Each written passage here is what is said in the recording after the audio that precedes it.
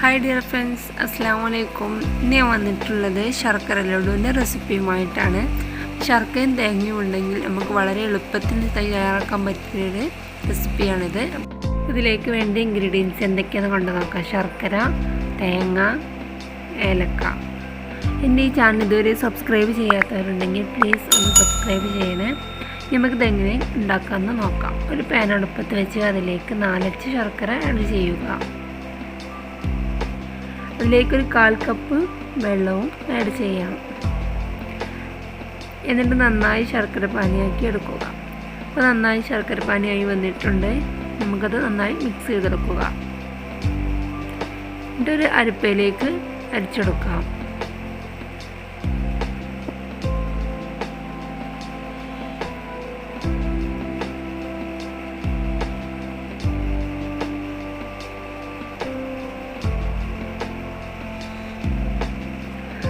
അരിച്ചെടുത്ത ശർക്കര പാനി നമുക്ക് ഇനി ഒരു പാനിലേക്ക് മാറ്റാം.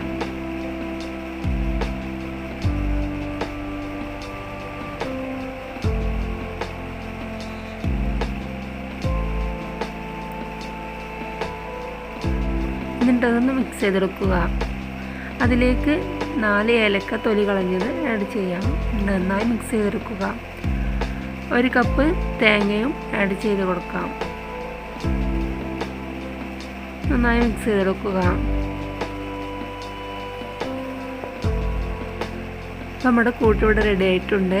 നമുക്കത് തണുക്കാൻ വേണ്ടി വെക്കാം.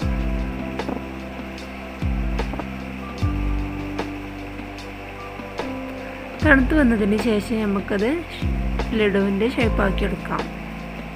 ഈ വീഡിയോയിൽ കാണുന്നത് പോലെ ചെയ്തെടുക്കാം. നമുക്ക് തേങ്ങയിൽ കോട്ട് ചെയ്തെടുക്കാം. ഇനി അതുപോലെ തന്നെ ചെയ്തെടുക്കാം. അങ്ങനെ എല്ലാതും അതുപോലെ ചെയ്തെടുക്കാം. ഞങ്ങളുടെ ശർക്കര ലഡു ഇവിടെ റെഡി ആയിട്ടുണ്ട്. എല്ലാവരും ട്രൈ ചെയ്ത് നോക്കുക, കമൻ്റ് അറിയിക്കുക. നല്ല ടേസ്റ്റ് ഉണ്ട് അത് കഴിക്കാനായിട്ട്. നിങ്ങൾക്ക് എൻ്റെ വീഡിയോ ഇഷ്ടമായെങ്കിൽ പ്ലീസ് ലൈക്ക്, ഷെയർ, സബ്സ്ക്രൈബ് ചെയ്യുക.